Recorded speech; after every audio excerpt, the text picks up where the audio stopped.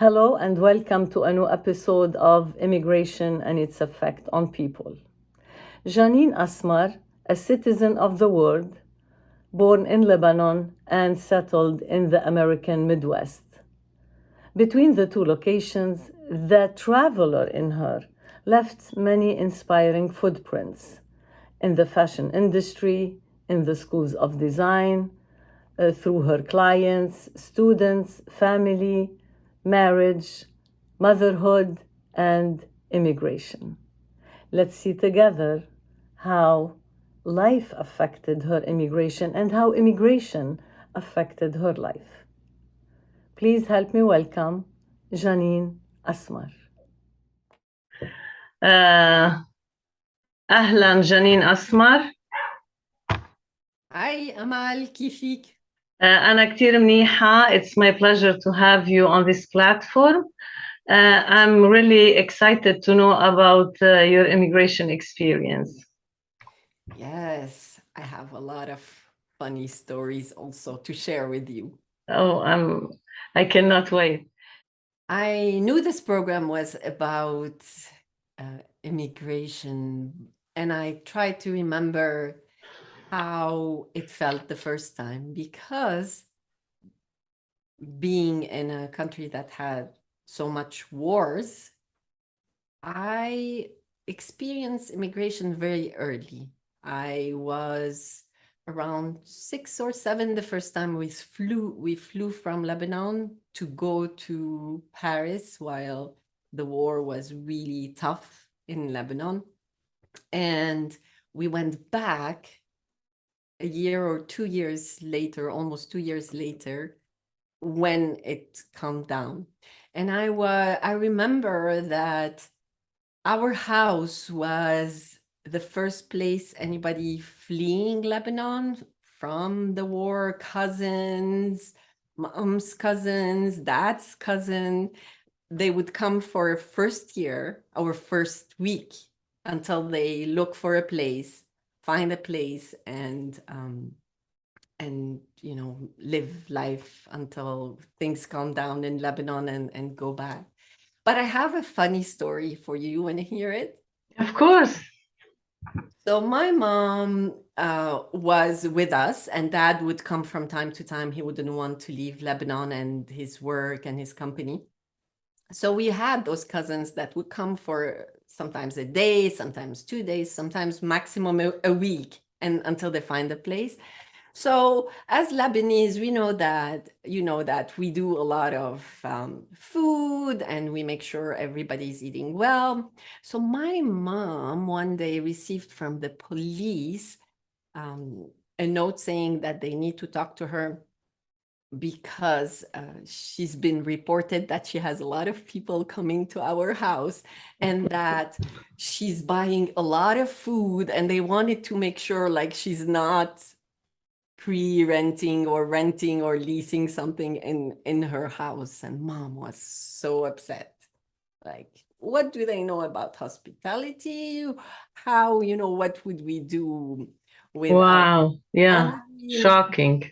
And just, Shocking. yeah, receiving something from the police saying like, Wow. why, you have people coming in, and why it's been reported that you buy in kilos.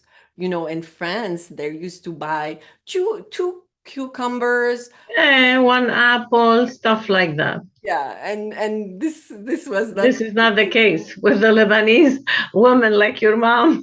Very generous and very hospitable. Yeah, I know her very well. She had a friend that thought inviting her neighbor was a good introduction to get to know each other. So she knocked on her door with the coffee requie, and she wanted to tell her, I made coffee. Would you like to share coffee with me? And the lady let her in, put her in a room, slams the door, and calls the police. And she Are you said, serious? he's trying to. Oh my God, I couldn't imagine that. Yeah. Wow. So mom and her friend decided, like, that's it. We have it. We don't want emigration. I live in my country with dignity and the way I want to. And Yeah, of course. these stories, stayed in my mind because I was what, 6, 7, and Oh, yeah, of course. They got stuck in your mind, and at an early age, you experience the differences. When yes. you compare and contrast, the difference is huge. But going to France now, would you see this difference, or you got used to it? Well, first, I think things have changed. I also studied in Paris because where would you study fashion but in Paris, right? And when I had a neighbor that was door to door with me, we had like a corner, absolute corner, and I wouldn't see her. And one day I saw her and I'm like, "Hi, how are you?" And she said, "Why do you want to know?" I'm like, oops. Wow. Yeah. So Yeah. You don't approach me. Why are you approaching why me? do you want to know? I'm like, oh, okay. Exactly. You Wow. call me when you need anything, right? In my mind, I'm like, ah. So these were like tough, but I learned a lot. But how did that affect you, and what did you learn? I first knew that French would not share.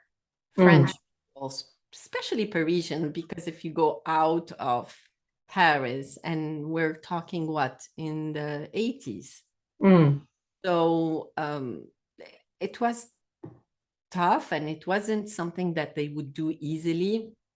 For me, I just concentrated on my studies, and I made sure that my focus is not knowing what's happening around me. It's just doing what I had to do. But it taught me how to be strong, how to depend on myself, how to find solutions no matter what, because I had just left my family, and you know how we are in Lebanon. mm, mm, we we share our food, we have a lot of friends, to being in a place where I, I had I had a family that I knew, that was the only family that I knew back then.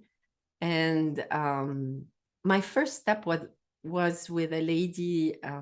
She's like an extended family person, but then I took an apartment on a small studio on my own. mm. Uh, and ever since, I just think that I had to start so many times, new friends, new neighborhood, That's tough. That's tough. that when I immigrated to the United States later on, years later, it was easier. And Mm, Americans were much more open than French people were, or at least Parisian, I would say. mm. Is it because of the American people, or because you've experienced immigration and now the transition is a second transition? Now you know what to do. Or you find like American people more open, more helpful, because in France, as I can hear, you couldn't build a social life because on each his own, and they made you understand you're not here to make friends, you're here to work, to learn, to study, and to be selfish in a positive way so you can succeed. So I learned the positive selfishness from Osho, just so you know, yeah. I love So بتحبي Osho? Do you like Osho? it. But Yes. you know, when I watched the series, The Wild Wild Country was about him coming to the United States, to Oregon. Do you know that? No, it was the books that actually connected me with my husband that period of that time. He introduced me to that, and then I read it and moved on. No, I have no idea. Okay, so I'm happy. So you can, no, you can focus on his philosophy, because as far as philosophy, it's amazing. But if you watch the series Wild Wild Country, it's really something that could shock you. Anyway, let's go back to our immigration story. You were saying that you felt that the transition was easier in the United States. Tell me about that. Is it because of the Midwest or because of you're now prepared psychologically? How was it, if you can describe So it? the first time coming to live in the United States, not visiting, was in on the East Coast in Washington D.C. area. My sister Jocelyn was there. I came to Washington D.C. to do some dresses for a friend getting married, and then the war got really bad, and that said, stay there. So the East Coast, I just found people like more open.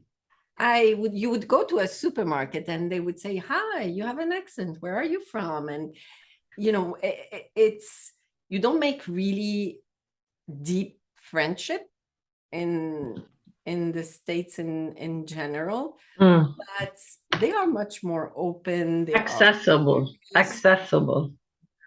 They Because it's the country of immigration.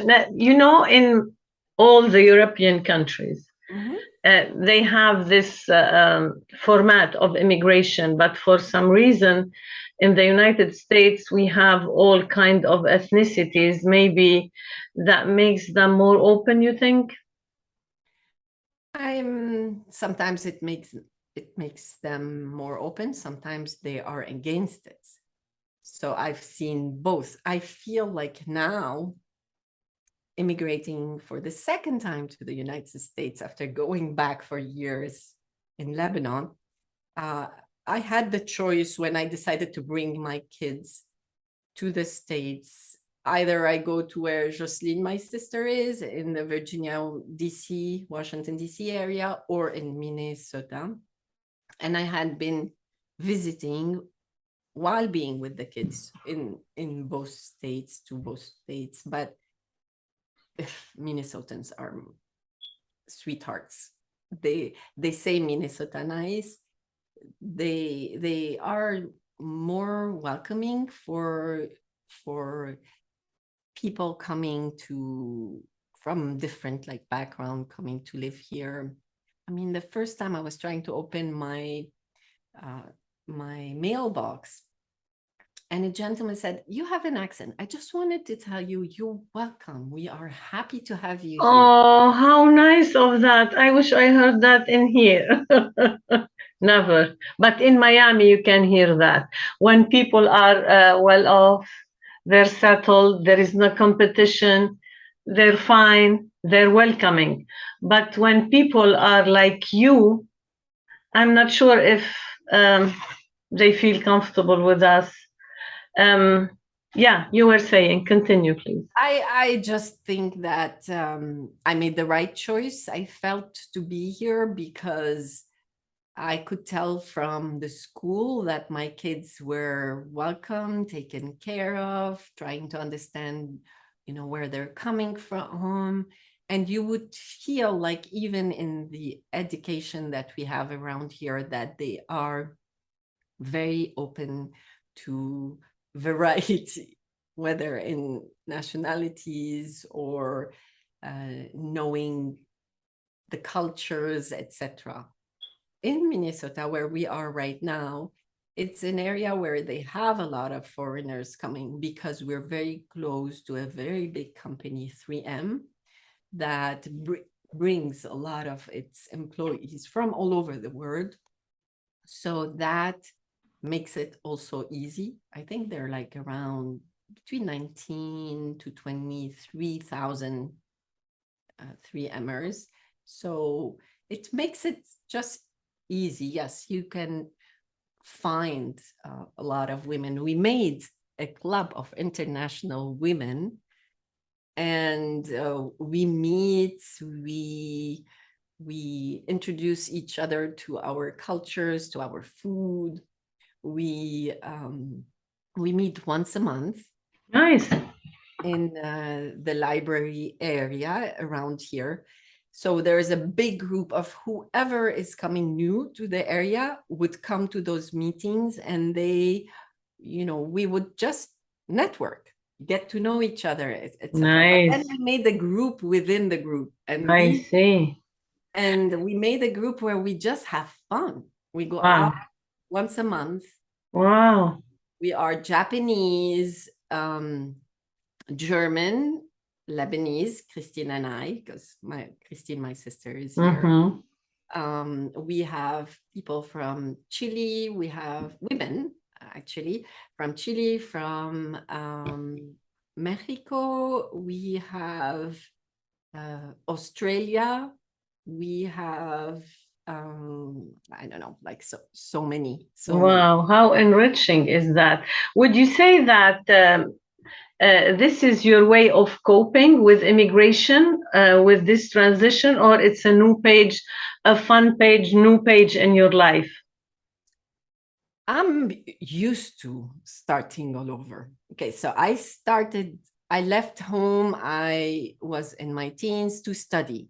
Then I went back home. Then I went to the United States. Then I came back. Then, and even like when we were little, like I told you, we left and came back. And then I started something in Virginia and went back, and then came to Minnesota. For me, it's not difficult anymore. But I think that my mind is wired in a way that I will make the best of whatever I have. You adapt. I not only adapt, I will make the best of whatever I have, because I'm so positive that I decide to see the positivity. That doesn't mean that I don't go through the hard times.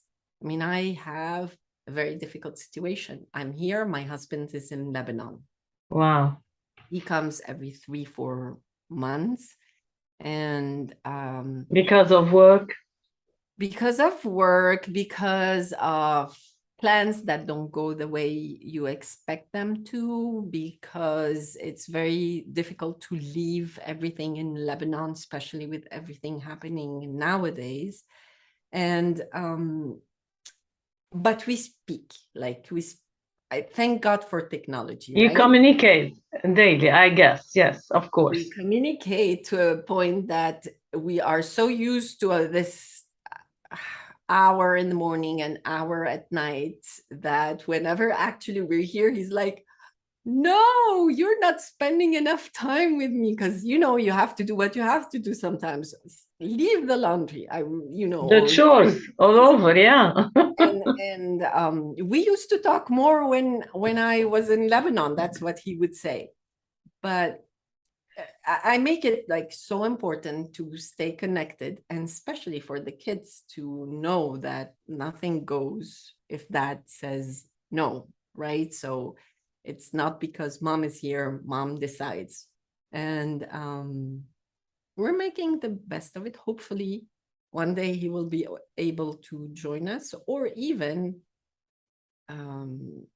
I started a business thinking that I wanted it to be online, because I want the possibility, if my husband cannot come, that I will be wherever he is and still keep on, running the business no matter what. So I keep it in mind, and hope it, whatever happens, I still can land on my feet. Of course. You said thanks for the technology. I guess your workshop online can reach a broader audiences, and that's a good thing too. So you have your work, you have your family life, marriage life, and it sounds like you're balancing all these very well. So I'm curious, Janine, people, when they talk about their immigration experience, they talk about their geographic experience, demographic experience, psychological experience, mental experience. A few of them talk about their emotional experience. How would you like to talk about your immigration Yes, as a whole? I remember the first time we had to do that when I was little. That was the most difficult one, I think, because you disconnect and you have to connect back again. when you're 6, 7, I remember that I had forgot most of my Arabic. Oh, I wasn't, I had to go back. So I had to catch up. And so that part, making friends was difficult, but I had a very, very good friend that was a neighbor of mine. I know it's hard. Like in general, after immigrating for so many, for so many times, I have to say that it's very hard, but I'm trying to make it positive. And hard in what sense? Hard why? Because you miss every single thing about your identity as a Lebanese. You miss your friends, you miss your business in Lebanon. Why is it hard? Just because we miss, or because of what? For example, for myself, I lost my identity when I came to the United States. I lost my country. I lost my language. The amount of loss was huge.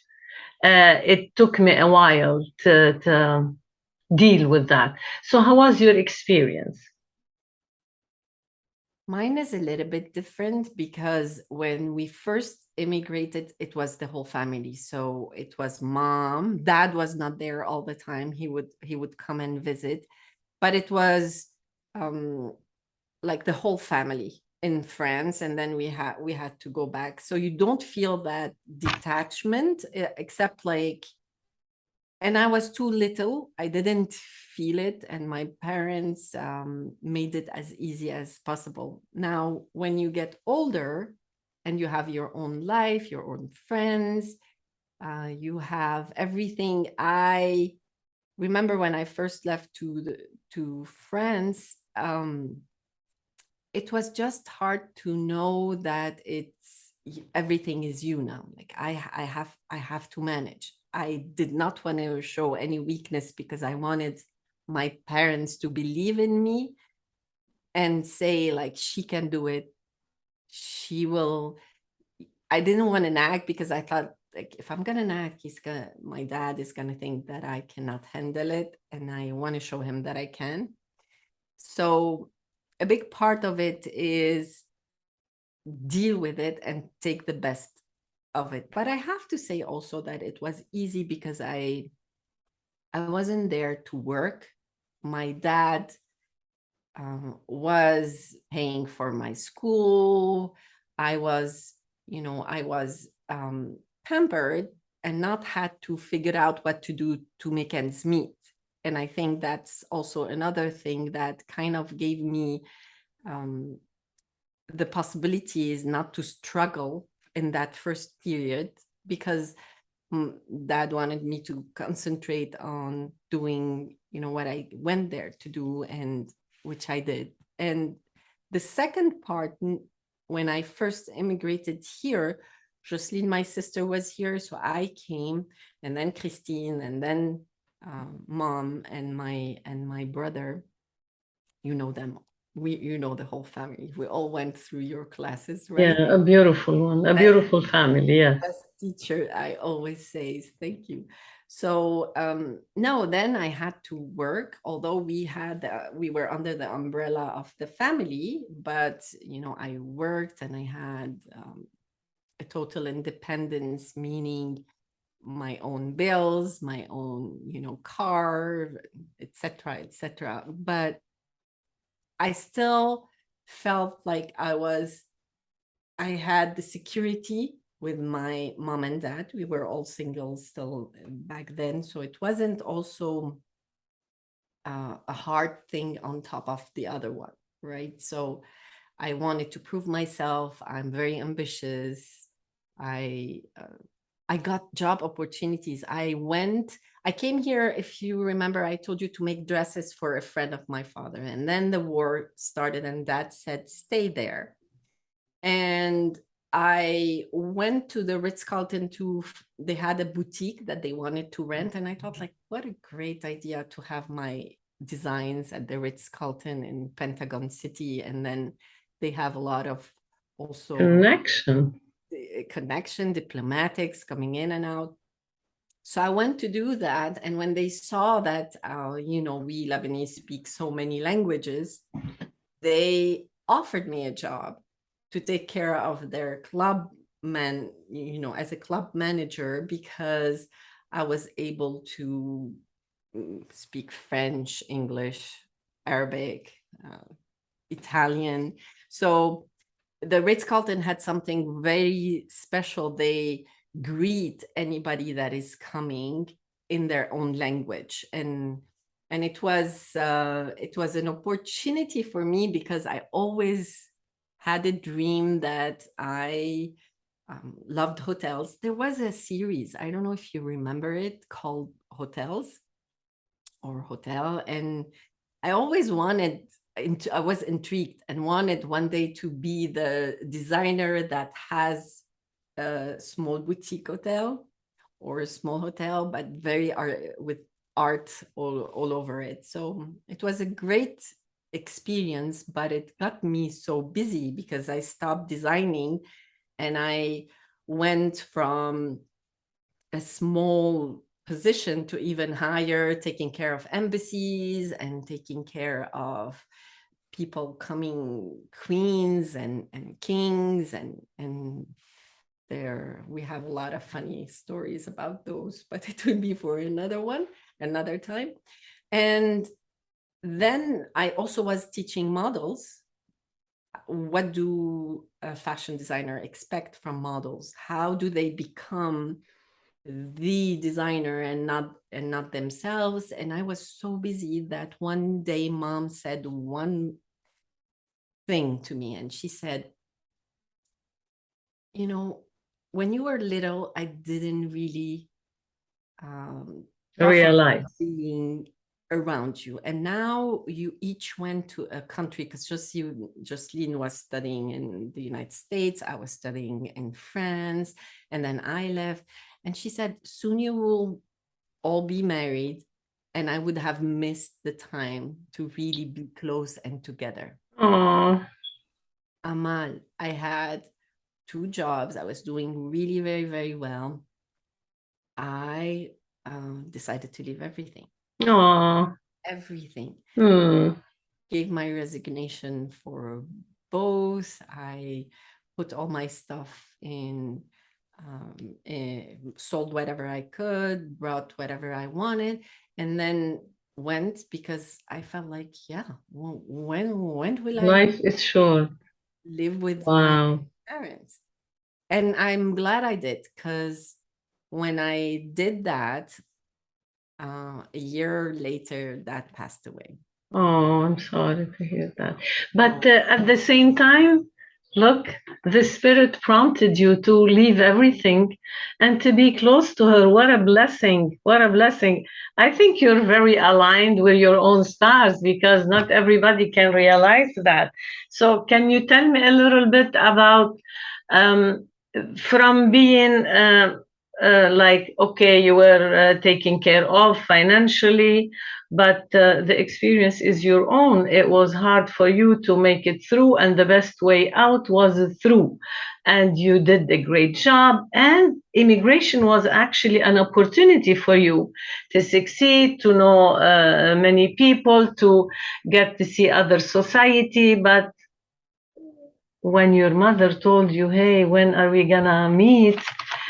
You felt like everything doesn't have any sense because you thought that you could do the same thing in Lebanon, or you felt like, no, I want to spend time with my mom and I can take care of the business later on. well, I was getting away from my own business, which I missed. I was doing very well at the hotels. I was, another hotel called me because they wanted me there. But then I said, like, one time I was so tired, like really tired. I went into the house. I was so tired. I remember I had my coat, I had my bag, and I was so tired to a point I couldn't turn on the light. I just sat Mm, with my wow. coat, with my purse still on me, and I'm like, why am I doing this? Why am I doing this? And then I was so tired. It was around that time that mom called also, and I'm like, I'm leaving. It was a wake-up call. And absolutely, because when I went back to Lebanon, I went to what I did best, right? I have a talent. I'm a designer. I wanted to bring this out, and Dad had told me, come on, because in Lebanon, we will do this, we will do that. I'll do your, I'll invite all the people to your fashion show, because I didn't know anybody, right? I had been gone for forever. I didn't have the connections in Lebanon. I had friends that I would see from time to time, but if you go back to be a designer, a haute couture designer with clothes that are expensive, you need people that are already established, that the high society. And that said, no worries, come, we'll do that. And that passed away right before my first fashion show. Wow, he couldn't see He any, but he was already proud of you. He was the one who pushed you and who supported you. But I understand the feeling. Wow. Yeah, I dedicated that first fashion show to him. I remember everybody that came were his friends. Oh, Not mine were around me, but they weren't the clients that we had in the audience. And i um I put a small paragraph. It was in French. I dedicated. said, Uh-huh. I dedicate this fashion show to the one who taught me it is important to dream, but most importantly, to make dreams come true. Oh, You that, and I was crying. well, of course, it sucks. You wanted your father to see what you've done and you want him to be proud of you. But I think he saw you from above. I think so. They don't miss anything. I think parents don't leave. They stay in us. Because basically we're half of their chromosome, behavior wise, thinking wise. We process things like them. Uh, don't you see your mom and your dad in you sometimes every day? You say, "Oh, I'm this, I'm that." They never leave. I have to tell you that my parents were big hearts, both of them. And dad, we took from dad the positive attitude and the big hope that most Lebanese have, right? They're like being hopeful, because dad used to say, if a door shuts, you open a window. If a window shuts, you open like a small hole. And dad was the kind Resilient. that saw positive and opportunities in everything, and he gave us this. Oh, And nice. why I really believe that immigration was for me easier, because I'm a positive person, It was an opportunity. and because I wanted to make him proud, right? Good. Yeah. I wanted him to say, like, I don't just melt down every time I have an obstacle, right? I would fight, I will stand, and I will, go through it. So I think my positivity helped me a lot in starting new, to a point that in my mind, I'm a designer, right? I'm an artist.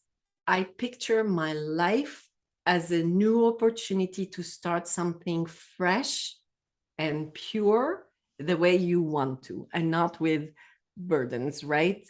So But this is that's so how exciting. It's an adventure. So immigration for you, it's an opportunity and it's an exciting adventure. But isn't it tiring to start all over every time? Or you think, wow, now it's a new adventure. Let's see what we can get from that. it's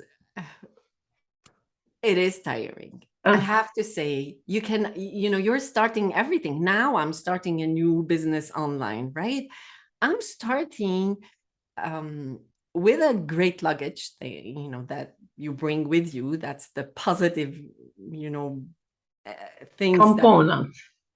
But it's so hard. It's such a new market. Americans don't think the way we do. The product is very new, although I am into, I am an appearance specialist now, right? So what I do is just help them understand how they can take their appearance as a communication and as a tool to feel better so they can get wherever they want.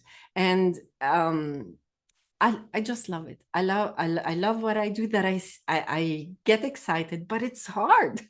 I know, it's hard, yeah, but you can make it through, and you've done so far a great job. We still have 3 minutes, 15 seconds to go. What is the last thing you would like to say, and what would you say to someone who would like to immigrate from a country to another? What's your message to them? I would say you have to believe that whatever is going to happen, whatever is coming, you will make the best of it, because it's more in the mind. I really believe that the mind can either put brakes for you on what is to come, or it will give you the push and the boost that you need to move forward. Take advantage of that and use it as a booster. And what I do is, you cannot forget all the difficulties. I mean, I'm living the hardest time being with two boys that are 13 and 14, with my husband being in a different country, taking decisions on the ground. I keep him informed of what's happening, but sometimes you need to make a decision right away. But I still say that I thank God that I'm being able to be here. Thank God that I have the opportunity to have a new business, especially with what's happening in Lebanon.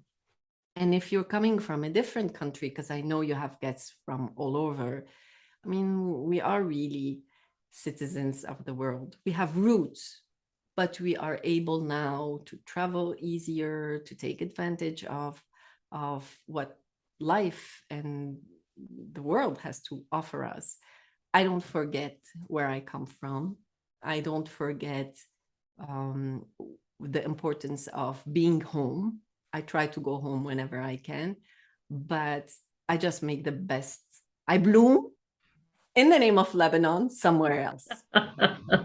Are you bringing some Lebanese traits to your design, to your American entourage? Can you say that you bring some Lebanon to your design?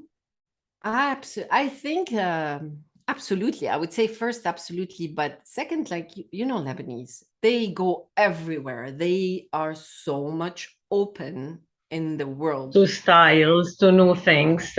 Yeah, they're very adventurous. Yeah. Right? So you travel here, you get the best of that. You travel here, you get the best of that. You travel there and you do the same thing. And then you come out with something new.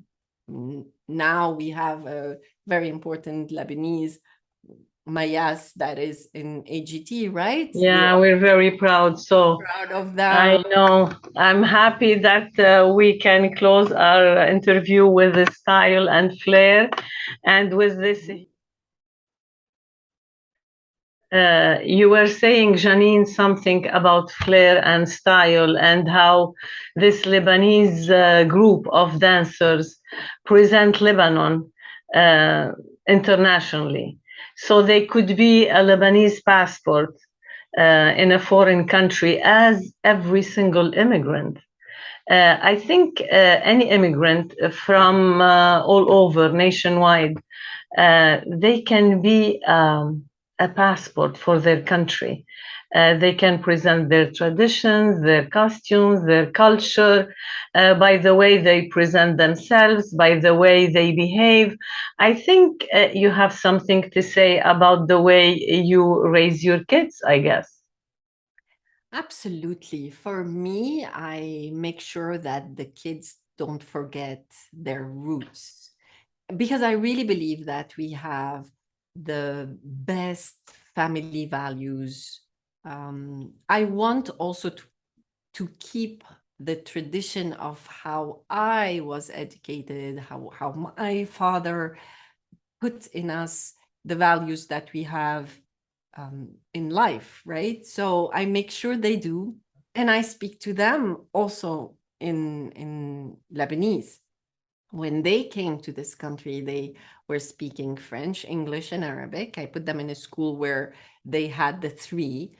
Now they speak, I speak to them in Arabic, so they answer back in English, unless they want to tell me something, they make the effort to speak to me in French or sometimes even Arabic.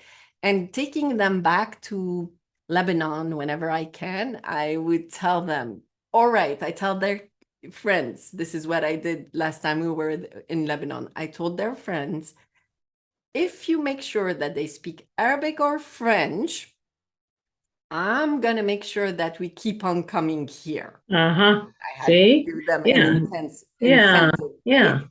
And You need to bribe them somehow I to told keep them, language. yeah, because you go back to Lebanon, everybody speaks English too, right? So they I would see. speak to them and they had no problem unless you go with the family, and Yeah. they I make sure that they speak to them only in Arabic, and then the friends only I in know, but Lebanese, they want them to feel comfortable. So they try to speak with them in English so they can feel happy because they know that they struggle with the Arabic, while you want them to speak Arabic. And you know what? Kids, they feel uncomfortable speaking a language that they don't know fluently. My son, he speaks to me a fluent Arabic, but for him, he feels like people will not be happy with his language. I said, this is only in your mindset. Nobody's thinking like that.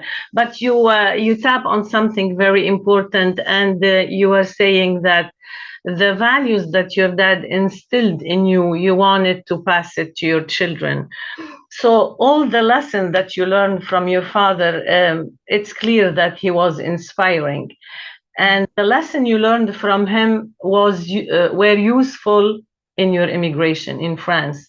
Your father's voice was always in your mind, and your mom, and so how are you able to transmit and instill the same value while you're alone? Now you don't have any family around, and the society is American. How hard is that, or how easy is that? I have to tell you something very important is when I decided to come to Minnesota, it's because my sister was here. Mm. I have it a little bit easier than other people going into a new country with nobody there at all. So my sister with her husband that I knew most of my life, the kids, etc. So now that I came to Minnesota, I always say I, I have my sister. When I feel bad, I close the door and go to my sister, right? And um, another important thing is my sister is so much like my mom. Mm. Say I came to Minnesota to be with my sister and my mom because she Mm. does everything the same way. She Wow. reminds Wow. me so much of her. So But it's your going, support system. In a foreign country, we need a support system. So this household of your sister is your support system, and she keeps the values, I guess, and core. that's a blessing that I have. Mm. Our first, my sisters and I and my brother is here now also. We're very close. We were educated, like we were giving the family tight and love and unbreakable, bonds from our parents. Mom was mafi farid. There is no difference like between all of us. And when we never, my husband makes fun of me because he tells me you're like Shira. We Oh, just you're a tribe, yeah. like in the tribe because It's a good thing because we have a bond and we support each other and we defend each other. We need that. Come on. Especially and if he has a my big sister, family behind him, does he? yeah, but they're different. For us there's absolutely no difference between us. Yani I will go to my sister, knock on her door, see what she has. She will do the same. She has my key, I have her Oh, key. And nice. so Nice. Yeah. I have the support. So I have to say that's a big advantage that I have, and thank God for that. But uh, going back to the kids, for me, it's so important. It's so important for them to understand the importance of family, of helping each other, of knowing Stick together. respect, the acceptance, and yes, my mom and dad were really um, amazing people because they didn't teach us by saying something By but by example. doing. So I was telling you that my parents were the kind of like take the car and go up to Faraya, and I just learned how to drive, right? But they wanted us to be courageous, to to go for whatever is the unknown. To face the music. There is no hesitation. Either you do it or not. You just do it. You just do it. Like when people they said, "Oh, I have a plan B." They said, "No, if you have a plan A, you shouldn't have a plan B because you need to go with the plan A and reach the A, and there is no B." So I guess in your household there was not a plan B because plan A is the goal. Well, I try to give that to my kids, right? Because this is how I was taught, and I'm flexible when it comes to that. Plan A, plan B. For me, it's I'm gonna get there, and if I find that the way to get to where I want is not the right way, it's okay. I know how to just Navigate. stop, think, and reroute myself. And I try to give that to my kids, not only with the values but with the language and with families, bonds, and everything that is around us, because that's actually something that I'm scared of. That's the only thing. I'm not a scared person normally, is to have them go with what's happening around them, like being Americanized, and forget how we think, how we do, how we react, because I think we are absolutely courageous people, full of talents, very tough, very, Fighter. we love life. We, in general, if you think of Lebanon and everything that we went through, I mean, we are amazing people, and Resilience, yes. I want them to But be don't proud of that. Yeah, of course, we're all proud of that. But don't you think it's hard for them to balance both cultures? Like, if they're gonna be Lebanese in an American culture, they need to know how to adjust. Do you think it's hard for them to adjust, or they learn it like at an early age to navigate their life in a smooth way? Because this is a skill. When you're a foreigner, you have to be more skillful than other people. And I always said, when you speak more than one language, you cannot be comparable 100% with someone who speak one language, because each language, it's another perception of life. Totally, absolutely. And this is not my take, this is the truth. So your kids, they speak three languages. I'm not gonna assume that they feel above other people, but how do they manage? in a foreign country? Can you just describe how they do it? They're like what, 13 and 14? It's a very sensitive age, peer pressure, you do this, you talk like that, you're this, you're that. It's a very important point. If you can elaborate, that would be beneficial for all our viewers. First, I wanted to say it was very hard to keep the languages because you automatically start speaking the language that is the country's language, right? So because you want things to be done quickly and you don't want to sit and say, I want to explain this. But in the back of my mind, both of my sisters that had their kids here before me told me, Janine, don't stop talking to them in French and in Lebanese.